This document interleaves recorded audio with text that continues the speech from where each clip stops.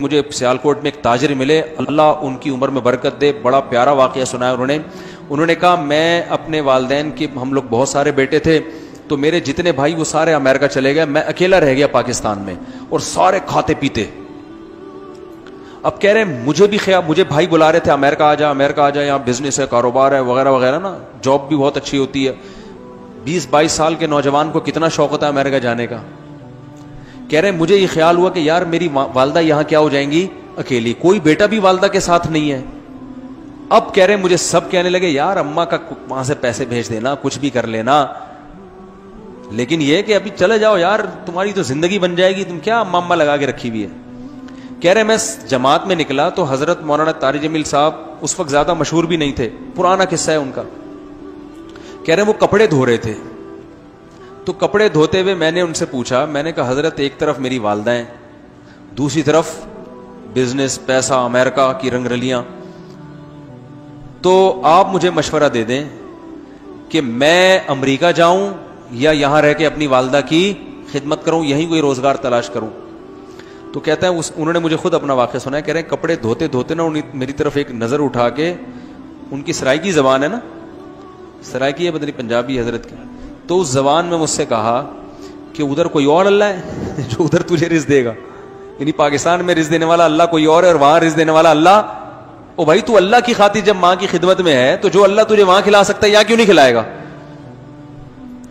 اب دیکھو مقصد چونکہ آخرت تھا نا, تبلیغ میں سہ روزے لگانے کی برکت سے اتنا تو سمجھ میں آ گیا کہ مقصد پیسہ کمانا نہیں ہے, اب مقصد آخرت ہے, اور آخرت کہہ رہی ہے کہ اماں کی کو اکیلا چھوڑ کر مت جاؤ. تو انہوں نے, قرآن کیا کہتا ہے کہ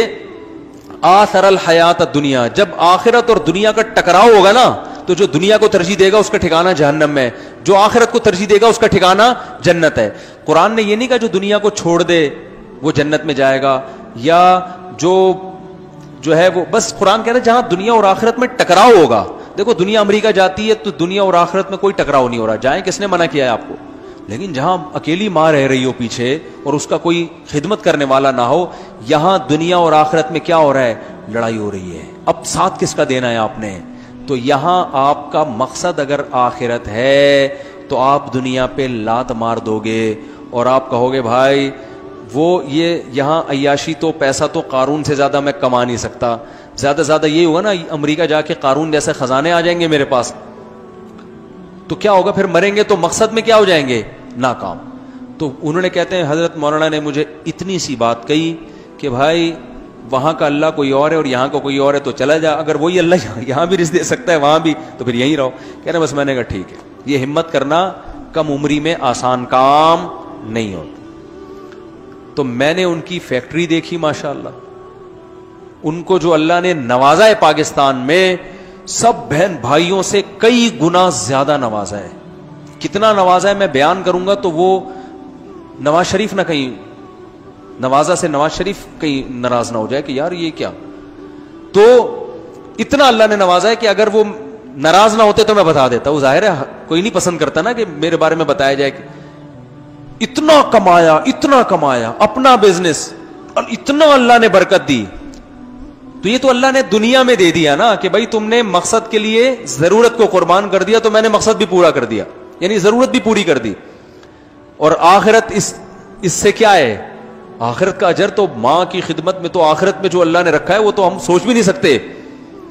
تو بھائی یہی لائف سٹائل اللہ ہم سے چاہتا ہے. تو یہ باتیں بتانے کے لیے پیغمبر آتے ہیں, پیغمبروں کے علاوہ کوئی اور یہ باتیں نہیں بتاتا, اور پیغمبروں کے جانے کے بعد علماء یہ باتیں بتاتے ہیں جو پیغمبروں کے وارث ہیں. تو اب آپ کو اس آیت کا مطلب سمجھ میں آیا ہوگا کہ موسیٰ علیہ السلام بنی اسرائیل سے کہہ رہے ہیں کہ اللہ نے تم پر سب سے بڑا احسان کیا, تم میں پیغمبر بھیجے,